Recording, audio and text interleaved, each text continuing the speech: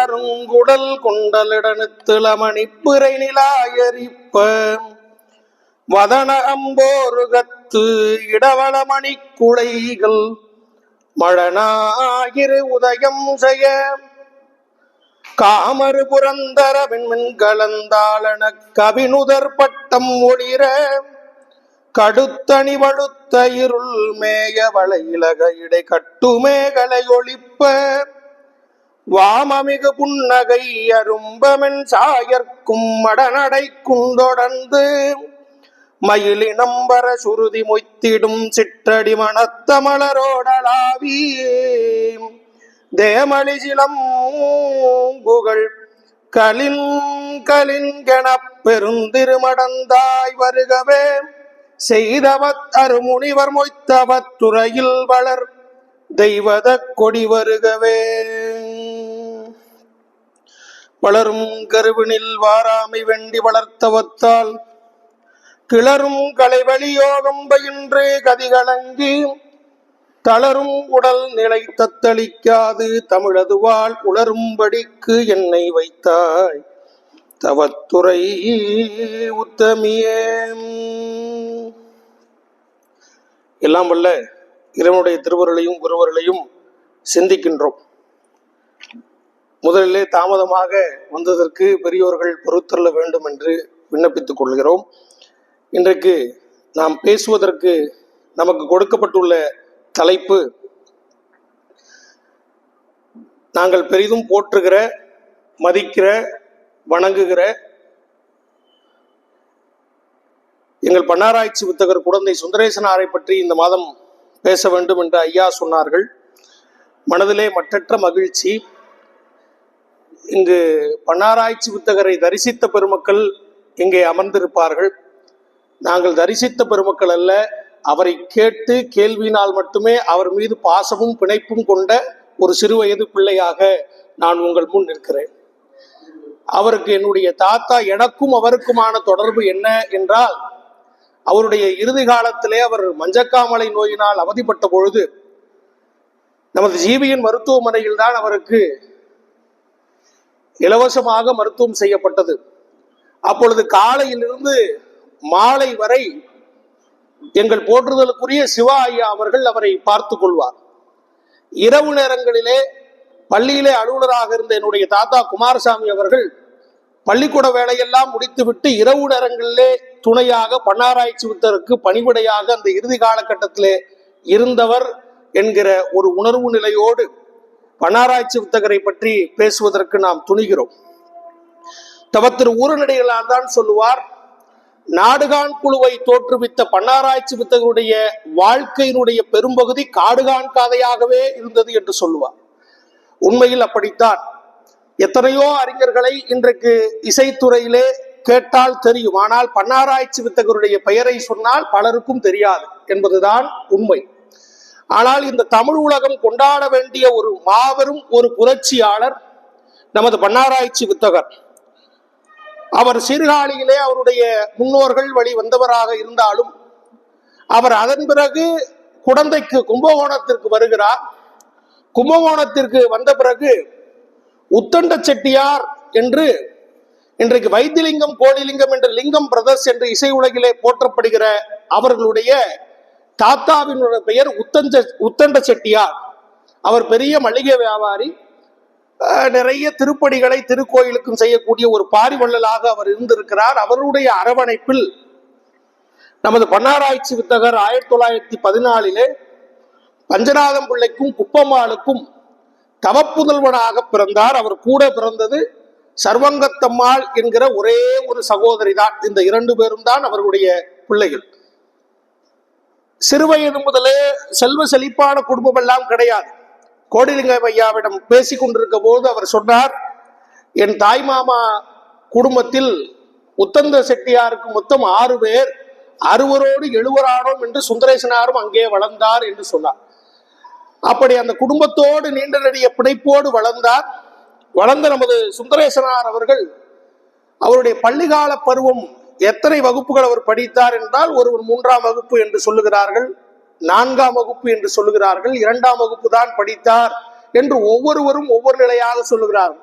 நாம் தோராயமாக எப்படி வைத்துக் கொள்ளலாம் என்றால் அவர் 5ஆம் வகுப்பு மேல் படிக்கவில்லை என்று வைத்துக் கொள்ளலாம். ஆனால் சிறு வயது முதலே கல்வி இல்லாமல் இருந்தாலும் அவர் ஐயா சொன்னதை போல இசையிலே மிகவும் பேரார்வம் கொண்ட மனிதராக இருந்தார். சில பேர் பிறக்கிற போதே ஒவ்வொரு துறையிலும் தனித்துவமிக்க மனிதராக பிறப்பார்கள். அந்த வகையிலே இவர் பிடில் கந்தசாமி அவர்களிடம் முதல் முறையாக இசை கற்கிறார். அதன் பிறகு கண்ணையர் என்பவரிடம் இசை கற்கிறார். அதன் பிறகு தலைஞாயிறு பகுதியை சேர்ந்த வேதநாராயணர் ராமசாமி ஐயர் அவர்களிடம் 17 ஆண்டுகள் சிஷியனாக இருந்து தமிழ் இசையை கற்றுத் தேர்கிறார். இப்படியாக தன் இசையினுடைய ஆர்வத்தை வளர்த்து கொண்ட நமது சுந்தரேசனார் அவர்கள் எப்படி பாரத கதையிலே ஏகலைவனுக்கு அவருடைய குருநாதன் நேரடியாக பாடம் சொல்லித் தரவில்லையோ, அதே போல பன்னாராய்ச்சி வித்தகருக்கும் விபுலானந்த அடிகள் எடுத்த உடனே நேரடியாக பாடம் கற்பித்தர அல்ல. தமிழ் பொழி இதழில் யாழ் நூல் குறித்து, அதனாலதான் இந்த நூலை நான் எடுத்து வந்தேன், யாழ் நூல் குறித்து அவ்வப்போது கட்டுரைகளை விபுலானந்த அடிகள் தொடர்ந்து எழுதி வந்து கொண்டே இருக்கிறார். தமிழ் பொழிலை நன்கு வாசித்த நமது சுந்தரேசனார் அவர்கள் அதை படித்து ஆழங்கால் பட்டு எப்படியாவது விபுலானந்த அடிகளை நேரிலே தரிசனம் செய்ய வேண்டும் என்கிற ஆசை அவருடைய மனதிலே இருந்து கொண்டு வந்தது. கொல்லம்பூதூர் என்கிற இடத்திலே யாழ்நூல் அரங்கேற்று விழா, அதற்கு பெரிய பெரிய இசை மேதையெல்லாம் வந்திருந்தார்கள். அழிந்து போன இந்த யாழை மீட்டெடுக்கிற விதமாக விபுலானந்த அடிகள் ஒரு யாழை செய்து காமித்து அதுல இசை கூட்டி இருக்கிற சபையாருக்கு வாசித்து காட்டக்கூடிய அந்த நிகழ்வும் யாழ்நூல் அரங்கேற்றக்கூடிய நிகழ்வும் நடந்தது. 1947 அந்த விழா நடைபெறுகிறது. ஒரு பார்வையாளனாக பன்னாராய்ச்சி வித்தகர் எப்படியாவது விபுலானந்தரை பார்த்து விட மாட்டோமா என்று சென்றார். அங்கு வந்த எல்லா அறிஞர்களும் இந்த யாழ்நூல் உள்ளே என்ன இருக்கிறது என்பதை பற்றி ஒருவருமே பேசவில்லை என்று சொல்கிறார். அட்டை நன்றாக இருந்தது, புத்தகத்தினுடைய பேப்பர் வளவளப்பாக இருக்கிறது, நிறைய படங்கள் எல்லாம் போட்டிருக்கிறார்கள் என்று சொன்னார்களே தவிர இந்த யாழ் நூலினுடைய உட்பகுதியிலே என்ன இருக்கிறது என்பதை பெருவாரியானோர் பேசவில்லை. அப்பொழுது பார்வையாளராக அமர்ந்திருந்த சுந்தரேசனார் எழுந்து, ஐயா, இந்த யாழ் நூலை நீங்கள் எழுதிய தொடர் கட்டுரைகளை எல்லாம் நான் படித்திருக்கிறேன், நான் அதனை பற்றி சொல்ல வேண்டுமா, சொல்லலாமா என்று கேட்கிற போது சொல்லுங்கள் என்று சொன்னார். அப்போது யாழ் நூலை குறித்து விபுலானந்த அடிகள் என்ன மனதிலே நினைத்தாரோ அத்தனை செய்திகளையும் அந்த பார்வையாளராக வந்த பன்னாராய்ச்சி வித்தகர் தான் அங்கே சொன்னார். அப்பொழுது விபுலானந்தர் சொன்னார், இந்த நூலை முழுமையாக உள்வாங்கி கொண்டவர் நீர்தான், நீர்தான் இந்த யாழ் நூலை உலகமெங்கும் பரப்ப வேண்டும் என்று விபுலானந்த அடிகளிடம் சொன்னார். எந்த அளவிற்கு விபுலானந்தரை குருநாதராக தன்னுடைய ஆசிரியர் பிரானாக பன்னாராய்ச்சி வித்தகர் எடுத்துக்கொண்டார் என்று சொன்னால், அவருக்கு 3 குழந்தை பிறந்ததாக சொல்கிறார். 3மே 1 மாதத்திலோ பிறந்தோ இறந்து போயிருக்கிறது. ஆனால் நான் கோடிலிங்கம் ஐயா அவர்கள் தான் நெருக்கமானவர். அவருடைய மானசீக குருநாதர் 2 பேரும் தொடர்ந்து இவ்வளவு வயதிலிருந்து கோடிலிங்க ஐயாவுக்கு வயது 90. அவர் திருவான்மியூரிலே வாழ்ந்து வருகிறார். நான் சென்னை சென்றால் அவருடைய இல்லத்தில் தான் தொடர்ந்து தங்குகிறேன். அதனால் அவரோடு ரொம்ப நெருங்கி பழகக்கூடிய வாய்ப்பு எனக்கு உண்டு. நான் கேட்டேன், ஐயா 3 பிள்ளை என்று நமது பேராசிரியர் செல்வகணபதி ஐயா ஒரு நூல் செய்திருக்கிறார். எங்கள் திருத்தவத்துறை லால்குடியில் தான் அந்த நூல் வெளியிடப்பட்டது. அவரை இது ஒரு முக்கியமான ஒரு ஆவணப்படுத்த வேண்டிய நூல்.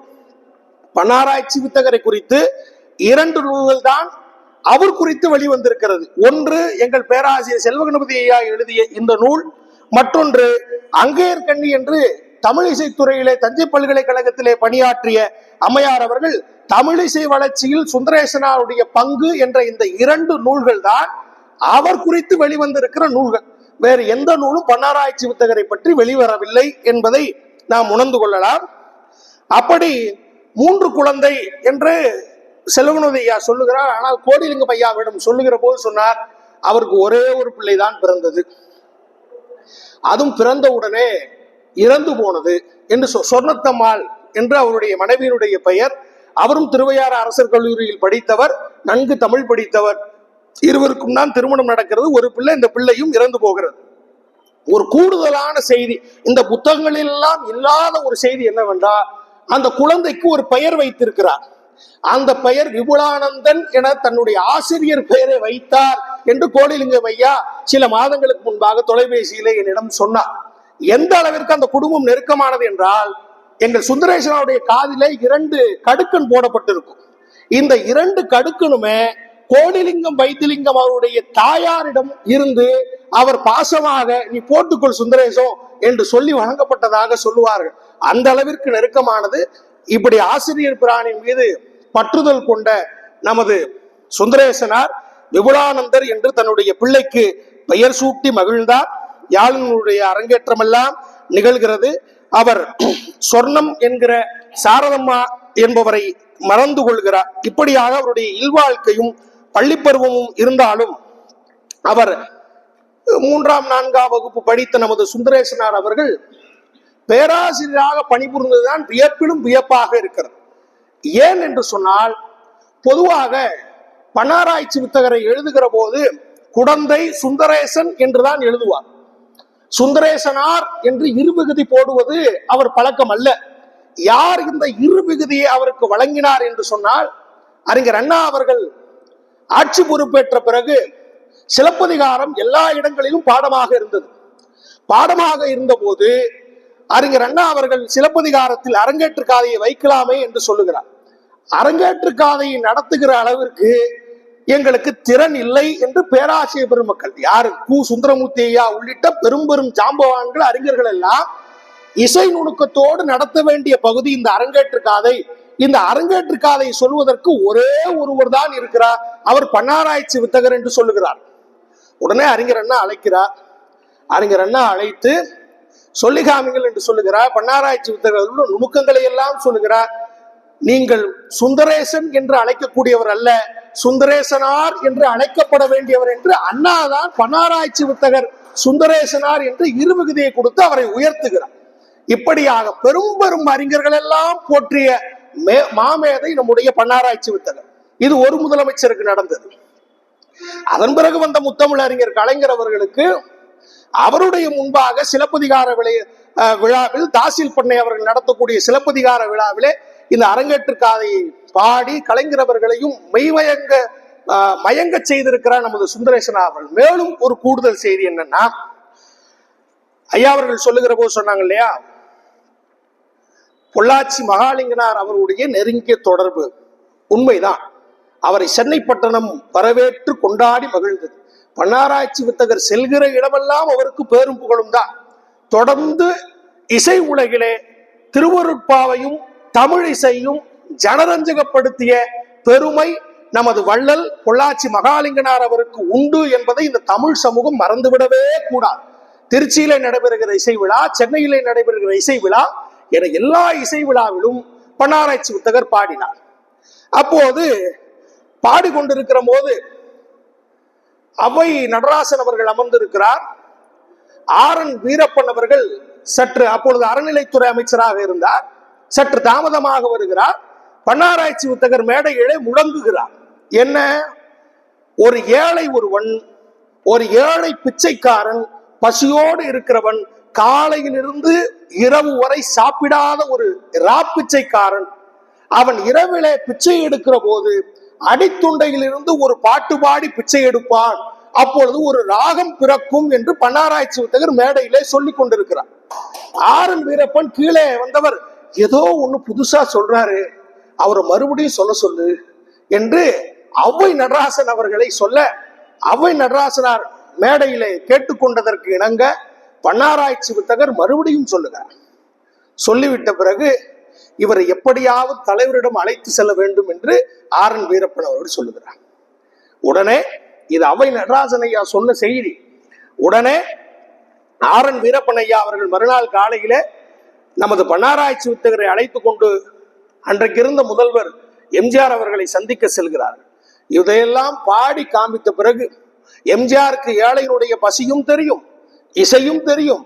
அதனால் நம்ப மாட்டீர்கள், ஒரு தமிழ்நாட்டினுடைய முதலமைச்சர் ஒரு சாதாரண இசைக்கலைஞர் என்று எப்படி கடிகாலன் காலால் 7 அடி நடந்து பின் சென்று என்று இசைக்கலைஞர்களை 7 அடி நடந்து போய் சென்று கொண்டு போய் வாசல்ல விட்டானோ, வரவேற்றானோ, எம்ஜிஆர் அவர்கள் பன்னாராய்ச்சி வித்தகரை கட்டி தழுவி தூக்கினாராம்.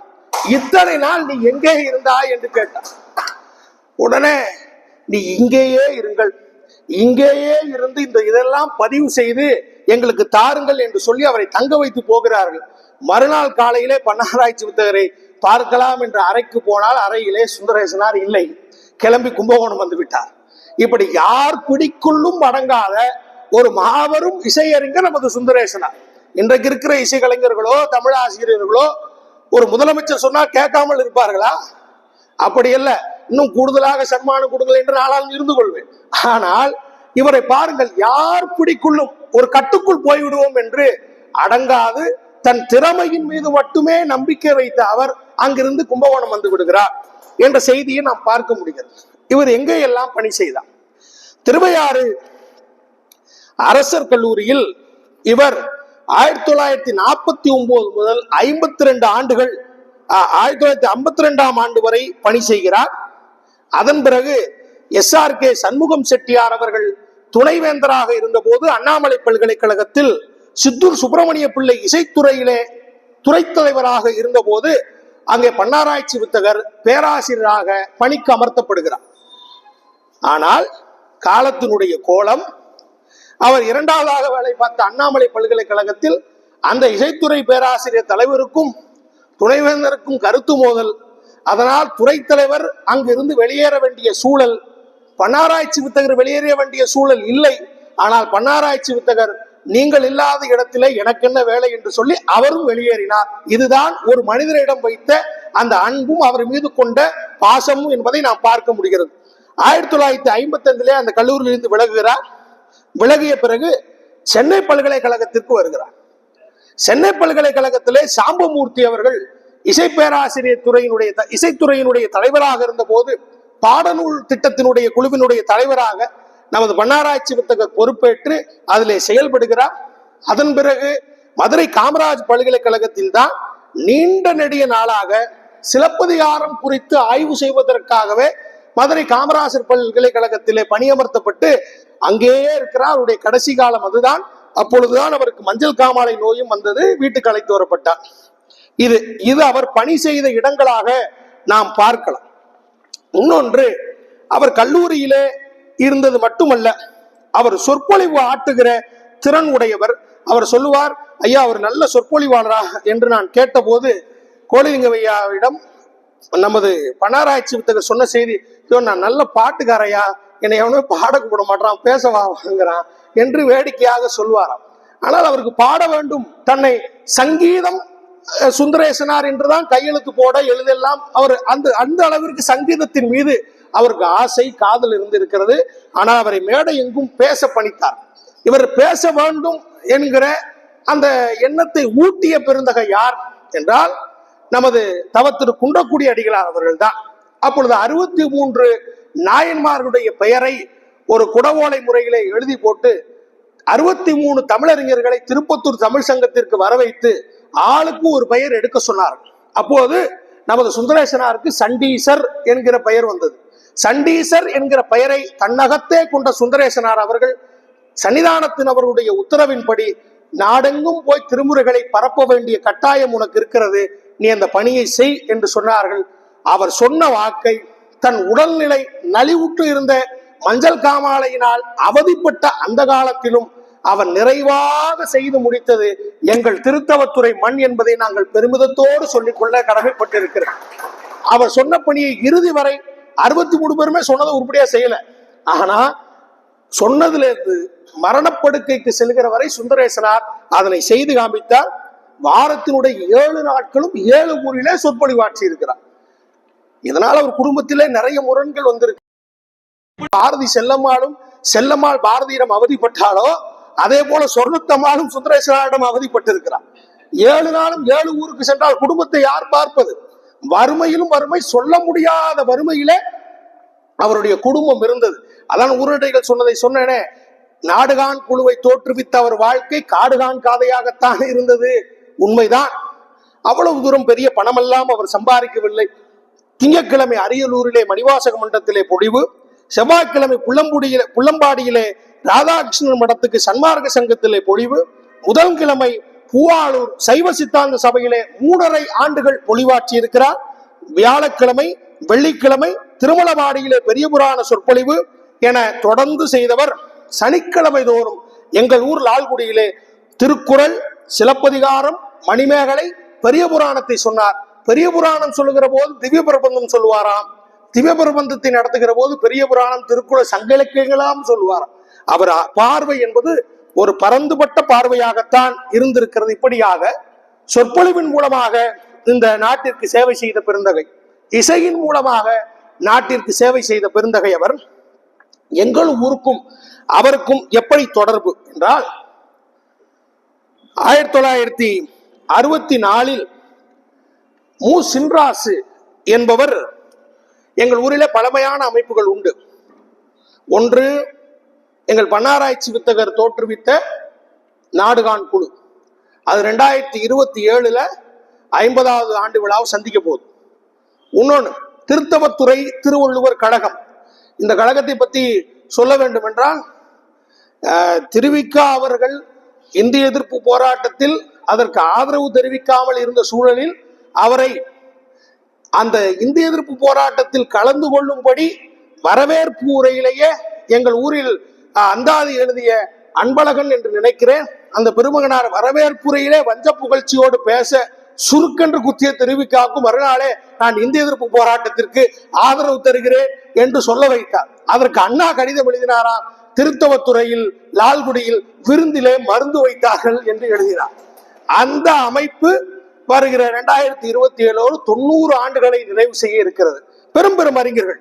இப்படி இருக்க இன்னொரு அமைப்பு 1964 நடந்தது, தமிழ் இலக்கிய மன்ற புலவர். தமிழ் இலக்கிய மன்றம் என்கிற அமைப்பில் சிலப்பதிகாரம் நடத்த வேண்டும் என்கிற சூழல். அப்பொழுது கு சுந்தரமூர்த்தி ஐயா தொடர்ந்து சிலப்பதிகாரம் சொல்லி வந்திருக்கிறார். அப்போது அரங்கேற்று காதை நடத்துங்கள் என்று சொன்ன போது, இல்லை இல்லை, அரங்கேற்று காதையை நடத்துவதற்கு சுந்தரேசனார் என்று ஒருவர் இருக்கிறார், அவர் நடத்துவார். தனக்கு தெரிந்தது போல காட்டிக்கொள்ளாத பேராசிரியர். எனக்கு தெரியவில்லை என்றால் தெரியவில்லை என்று ஒப்புக்கொள்வது ஒரு நேர்மையான பண்பு. கு சுந்தரமூர்த்தி ஐயா பெரும் பேராசிரியர், அவரை அறிந்தவர்களுக்கு தெரியும், அவர் எழுத்தை படித்தவர்களுக்கு தெரியும். அப்போது எனக்கு தெரியாது, சுந்தரேசனார் என்று ஒருவர் இருக்கிறார் என்று எங்கள் ஊருக்கு அந்த புண்ணியவானை அறிமுகம் செய்து வைத்த பெருமை கு சுந்தரமூர்த்தி அவர்களுக்கு உண்டு. பேராசிரியர் அறிமுகம் செய்ய அதனை கேட்ட பெருமக்கள் கனகசபை ஐயா, சிவா ஐயா போன்ற நமது திருக்குறள் வரதாச பிள்ளை அவர்கள் எல்லாரும் இணைந்து திருத்தவத்துறை திருவள்ளுவர் கழகத்தில் இவரை சொற்பொழிவாற்று செய்ய வேண்டும் என்று கேட்கிறார்கள். அப்போது சிலப்பதிகாரத்தை தொடர்ந்து திருத்தவத்துறை திருவள்ளுவர் கழகத்திலே சொல்லி வருகிறார்.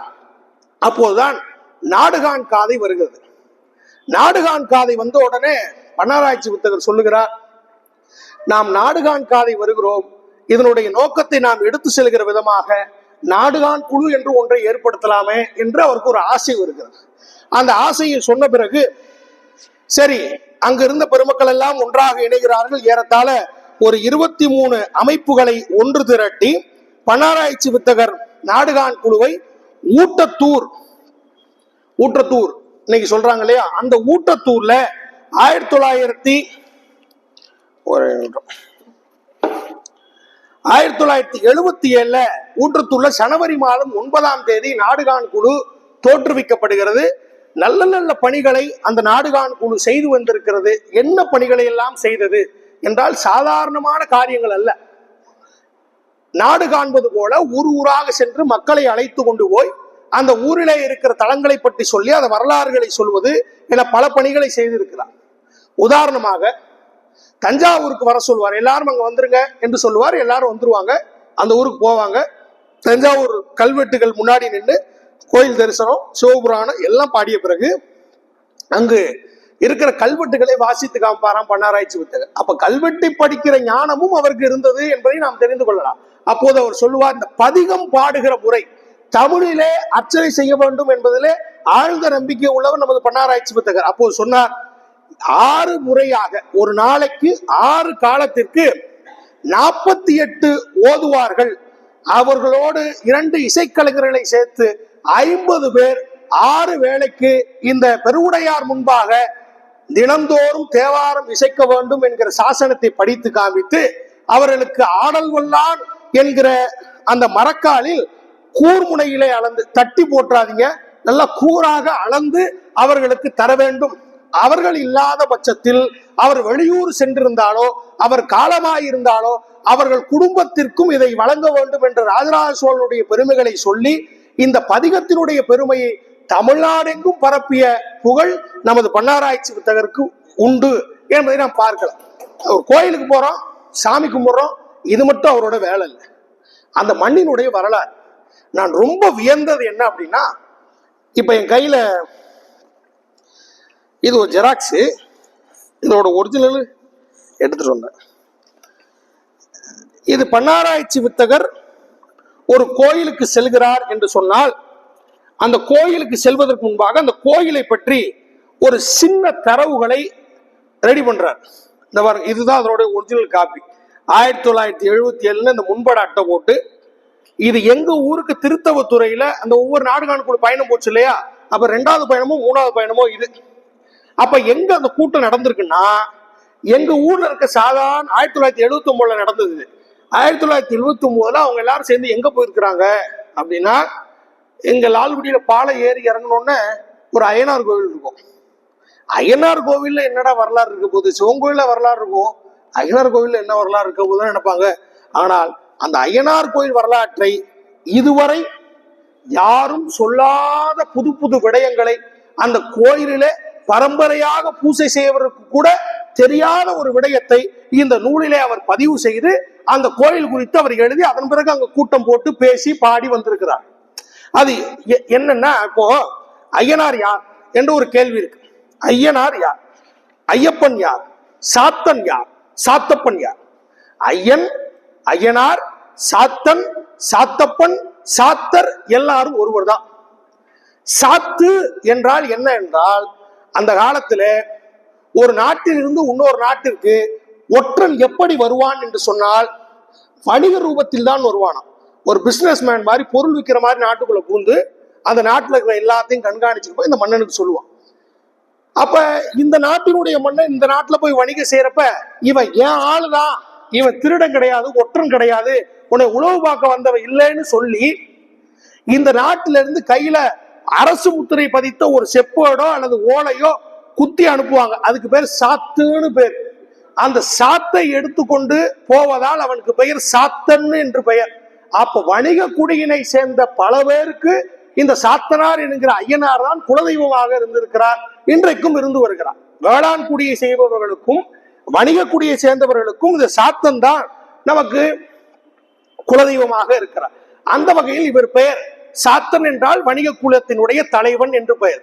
இன்னொன்னு, அவர்கள் போகிற போது படைகளை, அதாவது தன் வைத்திருக்கிற பொருள்களை எல்லாம் அழைத்து கொண்டு போவார்கள். திருவாசகத்தில் கூட ஒரு வரி வரும், சாத்தினன்கான் சாலேலோ. சாத்தினன்கான் சாலேலோ என்றால் குதிரைப்படையை வழிநடத்தி வந்தவர், அந்த தலைவனுக்கு பெயர் சாத்தன் என்று பெயர்.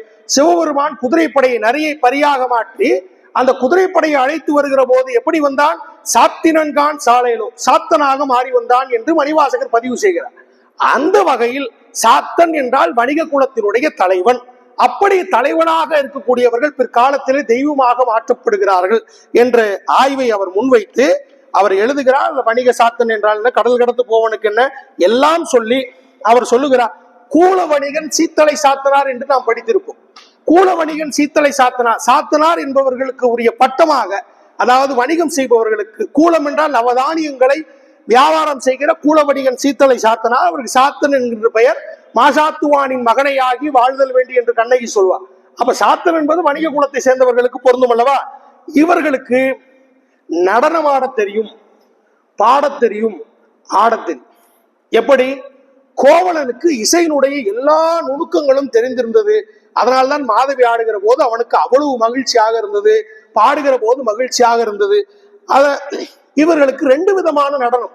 ஒன்று பொதுவியல் நடனம், இன்னொன்று வேத்தியல் நடனம். பொதுவியல் நடனம்னா சபை முன்பாக நீங்களெல்லாம் உட்கார்ந்திருக்க ஆடுவதற்கு பேர் பொதுவியல் நடனம்.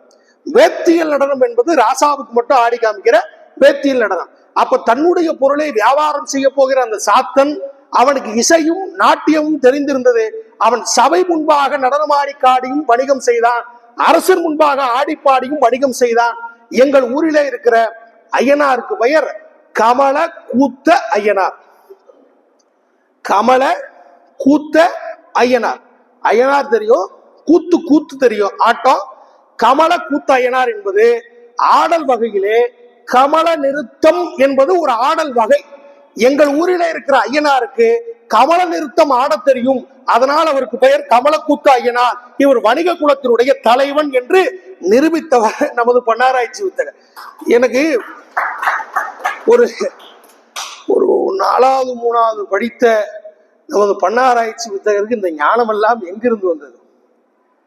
படிக்கிற போது வியப்பிலும் வியப்பு. சாதாரண ஒரு கோயிலுக்கு சென்று சாமியை கும்பிட்டுட்டு பஜனை பாட்டு வரலாம்ல, அந்த ஊருக்கு போகும்போது அதுக்கு ஒரு புக் அடிச்சு அது யாரெல்லாம் ஸ்பான்சர் பண்ணாங்கன்னு எழுதி அது வரைக்கும் 2 மாசத்துக்கு முன்னாடி நடந்த வரவு செலவு கணக்கையே அதுல கொடுத்து இவ்வளவு தெல்ல தெளிவாக வரவு இவ்வளவு செலவு இவ்வளவு ஆக இப்படி கீழே கையெழுத்து நிறுவனர் பன்னாராய்ச்சி வித்தகர்னு போட்டு பொருளாளர் சிவா அவர்கள் என்று போட்டு இவ்வளவு தெல்ல தெளிவாக வரவுக்கு வரவு செலவு புத்தகம், ஆவணத்துக்கு ஆவணம், மக்களுக்கு கருத்தை கொண்டு போய் சேர்க்க வேண்டியதுக்கு சேர்க்கு, இப்படி போல ஒரு அமைப்பை எப்படி நடத்த வேண்டும் என்பதற்கு பன்னாராய்ச்சி வித்தகர் ஒரு சிறந்த உதாரணமாக இருந்திருக்கிறார் என்பதை நாம் பார்க்கலாம். அதோடு நமது பன்னாராய்ச்சி வித்தகர் நிறைய நூல்களை எழுதியதாக சொல்கிறார். ஆனால் அவர் எழுதிய நூல்களில் இன்றைக்கு கிடைக்கக்கூடியது முதல் 5 திசை பண் என்கிற நூல். அது பாரி நிலையம் தான் முதலிலே வெளியிட்டார்கள். அவர்கள் ஒரு முறை போட்டாங்க, அதுக்கப்புறம் போடல. அதுக்கப்புறம் சென்னையில எங்கள் அந்த புத்தகத்தை பிழை திருத்தம் பண்ணி சென்னை கொடுத்துட்டு இருக்கனால எடுத்துட்டு வரும் சிறிய புத்தகம் தான். அந்த நூல் இப்பொழுது சிவாலயம் வெளியீடாக கிடைக்கிறது. இன்னும் சில மாதங்கள்ல அது எல்லா காப்பியும் போட்டுருவாங்க, யார் வேணா வாங்கி படிக்கலாம். அப்படி அவர் எழுதிய நூலிலே நாம் அதனை முக்கியமாக கருதி பார்க்க வேண்டிய நூல்.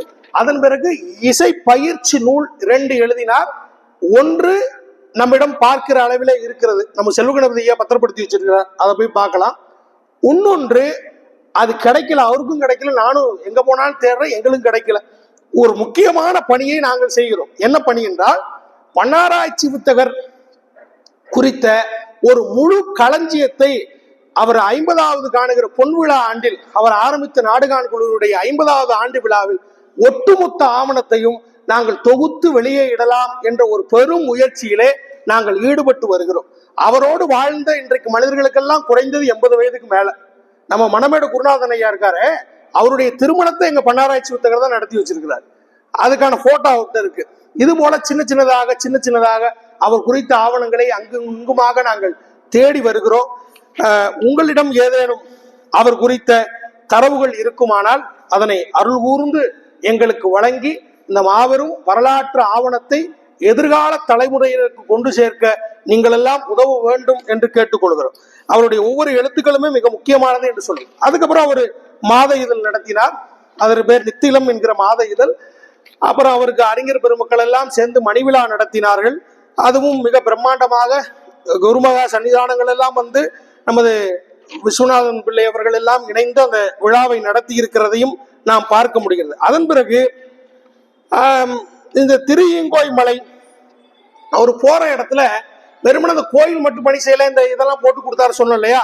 இன்னொன்னு என்ன செய்யறாருன்னா, அந்த கோயில்ல ஏதாவது பழுது அடைஞ்சிருந்தா அந்த கோயிலை சரி செய்கிற பணியையும் அவர் செய்திருக்கிறார்.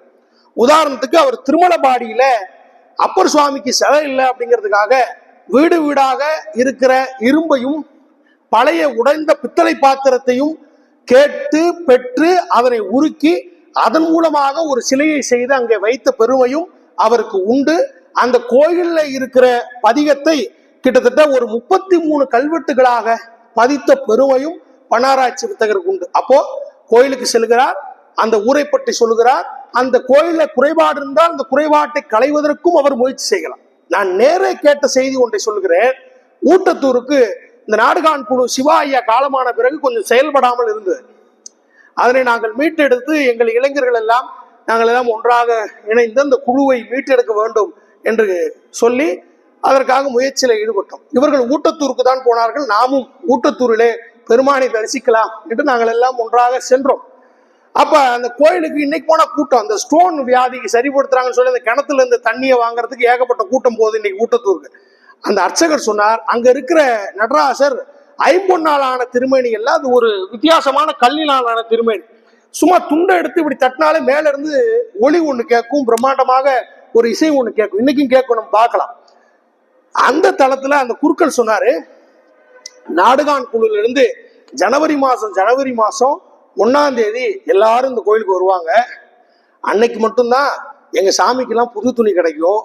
அன்னைக்கு மட்டும்தான் எல்லா சன்னதிலையும் விளக்கெரியும். மற்ற நாள்ல அந்த கோயிலை ஒருத்தன் கூட பார்க்க மாட்டான் என்று அந்த கோயில் குறுக்க. ஆனா இன்னைக்கு நான் செல்வ செழிப்போட இருக்கேன். ஆனா எங்க அப்பா காலத்துல இந்த கோயிலுடைய நிலைமை இதுதான். இதனை கண்டுகொண்ட ஒரே அமைப்பு நாடுகான் குழுதான் என்று அவர்கள் சொன்ன போது எனக்கு அவ்வளவு ஆனந்தமாக இருந்தது. அப்படி அந்த கோயிலை மீட்டெடுக்கிற பணியையும் அவர் செய்தார். இவர் உயிரோடு இருக்கிற போது எப்படி 33 கல்வெட்டுகளை திருமலபாடியிலே வைத்தாரோ, இவர் காலம் அடைந்த பிறகு, இப்ப நான் ஆரம்பத்தில் ஒரு பாடல் பாடினேன் இல்லையா, மாமலர் அருங்குழல் கொண்டலிட நித்திலிட, அந்த பாட்டு எப்பொழுதுமே பன்னாராய்ச்சி புத்தகர் பாடும்போது துவங்கும் போது என்ன செய்வார் அப்படின்னா, திருத்தவத்துறைக்கு வருவதற்கு முன்பாக மீனாட்சி அம்மை பிள்ளை தமிழ் தான் பாடுவார். தொடுக்கும் கடவுள் பழம்பாடல், இதை பாடி அப்படியே ஆரம்பிப்பார். என்றைக்கு அவர் திருத்தவத்துறைக்கு லால்குடிக்கு வந்தாரோ, என்றைக்கு எங்களுடைய அம்பிகை பெருந்திரு பிராட்டியை கண்ணார பார்த்தாரோ, அன்றிலிருந்து மகாவித்வான் எழுதிய மாமலர் நறுங்குழல் கொண்டலிட நெத்தில மணிப்புரை என்கிற பாடலைத்தான் பாடுவார். அது பொருள் சுவை மிகுந்த பாடல். அது குழந்தையாக பாவித்து பாடுகிற பாடல். அம்பிகை குழந்தையாக நடந்து செல்கிறாள். அன்னப்பறவை கூட்டமும் மயில் கூட்டமும் பின்தொடர்ந்து சென்றதாம். அங்கே வந்தவர்கள் அதை பார்த்து கேட்கிறார்கள், எங்கே கூட்டம் கூட்டமாக குழந்தை பின்னால் செல்கிறீர்கள் என்று சொன்ன போது அந்த மயிலும் அன்னப்பறவையும் சொன்னதான், ஓ அது குழந்தையா, நாங்க மயிலும் அன்னமும் நடந்து போதோன்னு நடந்து போயிட்டலாம். அப்படி தளிர்நடையாக நடந்து அந்த குழந்தை போனது. இந்த பாட்டை எங்கு போனாலும் பாட ஆரம்பித்தார். அவருக்கு அந்த பாடல் ரொம்ப பிடிக்கும். அதனுடைய வெளிப்பாடாக தமிழகத்தில் எங்குமே இல்லாத ஒரு வரலாற்று சாதனையை, ஒரு பிள்ளைத்தமிழ் 111 பாடல்களையும் அந்த உமையம்மையினுடைய திருசுற்று, அவருக்கு ஆசை மனசுல எப்படியாவது இந்த பாடல் முழுக்க 111 பாட்டையும் கல்வெட்டுல பதிச்சு வச்சிடணும்னு அவர் சொல்லுவாராம். இந்த முனையில துவங்குங்க ஐயா, நீங்க சுற்றுலா முடிச்சு வரத்துக்குள்ள கல்வெட்டு முடிஞ்சு போட 111 பாரான். அவர் எதனை நினைத்து சொன்னாரோ தெரியவில்லை. அதே போல வாயிலே ஆரம்பிக்கிற முதல் பாடல் சுற்றி வருகிற போது, சன்னதியை நிறைவு செய்கிற போது பெருந்திருப்பாட்டை பிள்ளை தமிழ் நிறைவடைந்து விடும். அதனை நாடுகான் குழு 111 பாடல்களையும் கல்வெட்டாக பதித்து அதனை நல்ல நூலாகவும் ஆக்கி தந்தது என்பதையும் நாம் பார்க்கலாம். அவர் ஆரம்பித்த அமைப்புக்கு அவ்வளவு பலனாக இருந்தது. இப்படியாக அவர் ஒவ்வொரு ஊராக செல்கிற போது அவர் செய்த மகிமை என்பது வேறு. அவர் இசைத்தமிழ் குறித்து நாம் ஆய்வு நடத்துகிற போது, உலகத்தமிழ் மாநாட்டில் 2 முறை அவர் பங்கேற்று தன்னுடைய பங்கை வெளிப்படுத்தி, ஒரு முறை அவர் சங்ககால இசை என்கிற ஒரு கட்டுரையும், அதன் பிறகு இசைத்தமிழ் தன்மை என்று 2 முறை உலகத்தமிழ் மாநாட்டிலே பன்னாராய்ச்சி புத்தகர் கலந்து கொண்டு கட்டுரை வாசித்திருக்கிறார். அவர் சொல்லுகிற ஆழமான செய்தி என்ன என்றால், நம்ம பார்க்க வேண்டிய, யோசிக்க வேண்டிய ஒன்று. இந்த குறிஞ்சி, முல்லை, மருதம், நெய்தல், பாலை என்று 5 வகை நிலக்கோட்பாடுகள் இருக்கு இல்லையா. முதல்ல இந்த நாட்டுக்கு 5 வகை நிலம் தானா? 5 வகை நிலமா? நம்ம தொல்காப்பியர் சொல்லுகிறார், இந்த நிலத்தை 4ஆகத்தான் பிரிக்கிறார். 4ஆக பிரிக்கிற போது நிலப்பாகுபாட்டிலே அவர் சொல்லுவது, முல்லை, குறிஞ்சி, மருதம், நெய்தல் என சொல்லிய முறையால் சொல்லவும் படுமே. பாலை என்கிற நிலம் தமிழகத்திற்கு இல்லை. பாலை என்பது மரவே நமக்கு இல்லை, 4 வகை நிலம்தான். அது நாம் சொல்லுகிற போது சொல்லுவோம் குறிஞ்சி, அப்புறம் முல்லை, அப்புறம் மருதம், அப்புறம் நெய்தல் அப்படி என்று சொல்லுவோம். ஆனால் தொல்காப்பியர் சொல்லுகிறார், தொல்காப்பியர் காலம் வரை முதலிலே குறிஞ்சி இல்லை, முல்லை இருந்தது. முல்லை, குறிஞ்சி, மருதம், நெய்தல் என்று பிரித்தார். ஏன் அவர் முல்லையை முதலிலே வைக்க வேண்டும் என்று தொல்காப்பியர் நினைத்தாரா? அடுத்த கேள்வி. தொல்காப்பியர் சொன்னாரா? தெளிவாக சொல்லுகிறார், இந்த 4 வகை நிலத்தை நான் பிரிக்கவில்லை. அடுத்த வரியிலே சொல்லுகிறார், சொல்லிய முறையால் சொல்லவும் படுமே. எனக்கு முன்னாடி இருக்கிறவங்க சொன்னாங்க, அதை நான் அப்படியே சொல்றேன். அவர்கள் சொன்னார்கள், நான் சொல்லுகிறேன். கிட்டத்தட்ட தொல்காப்பியருக்கு வயசு வெள்ளைவாரனுடைய கூற்றுப்படி 7500 ஆண்டுகளுக்கு முற்பட்ட இலக்கண நூல். தமிழ் எந்த ஒரு மொழியிலுமே முத்தமிழ் என்கிற கோட்பாடு தமிழ் மொழியை தவிர வேறு எந்த மொழிக்கும் யாரும் உரிமை கொண்டாடவே முடியாது. இயல், இசை, நாடகம் என்று முத்தமிழ் கோட்பாடு. அதிலும் நமக்கு இயல் தமிழுக்கு இலக்கண நூல் இருக்கிறது, இசைத்தமிழுக்கு இல்லை, காலத்தால் அழிந்து போய்விட்டது. நாடக தமிழுக்கு என்று இசைக்கும் நாடகத்துக்கு தகுந்தாப்புல ஒரு நூல் இருந்தது என்று சொல்லுகிறார். அறிவுனார் எழுதிய பஞ்சமரபு என்கிற நூலை அடியாருக்கு நல்லார் சிலப்பதிகார உரையிலே மேற்கோள் காட்டுகிறார். இந்த நூல் யாரு கண்ணிலையுமே படல. இந்த பஞ்சமரபுங்கிற நூல், இந்த பஞ்சமரபுங்கிற நூல் யாரு கண்ணிலுமே படல. தெய்வ சிகாமணி கவுண்டர் என்று சொல்லக்கூடிய பொள்ளாச்சி பகுதியை சேர்ந்தவர்கிட்ட இந்த பஞ்சமரபுங்கிற நூல் இருக்கிறதா செய்தி வருது. எப்படி காலத்தால் அழிந்த வெள்ளத்தால் அழிந்து போன நூல் என்று சொல்லக்கூடிய இசை இலக்கண நூல் 30-33 இடங்களிலே மேற்கோள் அடியாருக்கு நல்லா காட்டுகிற ஒரு அழிந்து போன நூல் தெய்வ சிகாமணி கவுண்டர் இருக்கிறதா கேள்விப்படுறாங்க. கேள்விப்பட்டோன்னே பொள்ளாச்சி மகாலிங்கனார், சுந்தரேசனார் இவர்கள் எல்லாம் இணைந்து, அதுக்கு புரவலராக பொள்ளாச்சி மகாலிங்கனார் தான் இருந்தா, நமது பன்னாராய்ச்சி வித்தகர் அந்த பஞ்சமரபு ஏட்டுச்சுவடியை வாங்குவதற்காக தெய்வ சிகாமணி கவுண்டரிடம் போறாரு. பன்னாராய்ச்சி வித்தர் பார்க்க வசீகரமான இருக்க மாட்டார், ஒரு மாதிரி அழுக்கா இருப்பாரு, சாதாரண வேட்டி. எங்க திருவையாத்துலேருந்து திருமலபாடிக்கு சைக்கிளே வருவாராம், அங்கேருந்து லால்குடி சைக்கிளே வருவாராம், சைக்கிளே போவாராம், சைக்கிளே வருவாராம். எப்படி போனாரு என்னன்னு நமக்கு ஒன்றும் புரிய மாட்டேங்குது. அப்படியெல்லாம் தமிழ் பணியை அவர் செய்திருக்கிறார். பார்க்கறதுக்கு ரொம்ப ரொம்ப பியூட்டிஃபுல்லா அழகா அப்படிலாம் இருக்க மாட்டார். தெய்வ சிகாமணிக்கு உருவத்தை பார்த்து இடம் போடுறது, இவன் என்னையா இதை போய் என்னையா பண்ணுவான் அப்படின்னு தரல. தொடர்ந்து முயற்சிக்கிறார் பன்னாராய்ச்சி வித்தகர். சரி என்று ஒரு ஓலைச்சுவடியை தருகிறார். ஒன்றை கொடுத்து போய் பிரதி பண்ணி பேப்பர்ல எழுதுன்னு கொடுக்குறாரு. அவர் எல்லாம் பார்த்து பதம் பிரித்து ஆராய்ச்சி பண்ணி பாட்டெல்லாம் சரியா பண்ணி ஒன்று கொடுப்பார். சரி, அடுத்தது கொடுப்பார். இப்படியாக ஒன்று இரண்டாக வாங்கிட்டு போய் பஞ்சமரபு என்கிற நூலை வெளிக்கொண்டு வந்த பெருமையும் பன்னாராய்ச்சி வித்தகரை தான். அதனை ஆனால் நீங்கள் அந்த ஆசிரியர் தெய்வ, ஆனால் பதிப்பாசிரியர் பன்னாராய்ச்சி வித்தகர் தான். அதனால அவர் பேரை போட்டுக்கிட்டார். எழுதி முடிச்சக்கப்புறம் நல்லா எழுதிருக்கேன் நான் போட்டுக்கிறேன்னு பேரை போட்டுக்கிட்டார். அதை வெளியிட்டாரு. நம்ம ஆனா உள்ள அவருடைய ஆராய்ச்சி குறிப்புல நம்முடைய மகாலிங்கனா இதுக்காக பெரும் உழைப்பை செய்தவர் இவர்தான் என்று போட்டிருக்கார்.